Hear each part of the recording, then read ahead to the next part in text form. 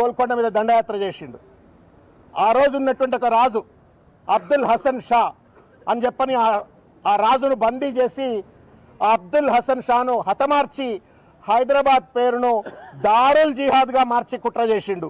ఇవాళ రేవంత్ రెడ్డి కూడా తననేదో మల్కాజ్గిరి ప్రజలు గెలిపించిండ్రని, హైదరాబాద్ అస్తిత్వాన్ని సర్వనాశనం చేయాలని చెప్పని, హైదరాబాద్ అంటే పురాణ షహర్ మాత్రమే అని చెప్పని లిమిట్ చేసే విధంగా, సైబరాబాద్ అంటే చంద్రబాబు నాయుడు గారు కట్టించింది కాబట్టి ఆయనకు నజరానగా దానికి ఒక మున్సిపల్ కార్పొరేషను, ఆయనను గెలిపించింది కాబట్టి మల్కాజ్గిరి మున్సిపల్ కార్పొరేషన్ అని చెప్పని మార్చివేసి ఇవాళ ఔరంగజేబ్ ఎట్లయితే హైదరాబాద్ను దారుల్ జిహాద్గా మార్చే కుట్ర చేసిండో రేవంత్ రెడ్డి కూడా ఇవాళ సికింద్రాబాద్ను పూర్తిగా కూడా మల్కాజ్గిరిలో కల్పించే చరిత్ర 220 సంవత్సరాల చరిత్ర కలిగినటువంటి ఒక సికింద్రాబాద్ను నామరూపాలు లేకుండా చేయాలని కుట్ర చేస్తూ ఉండు. నిరసన మా హక్కు, రాజ్యాంగం ఇచ్చిన ఒక హక్కు ఇది.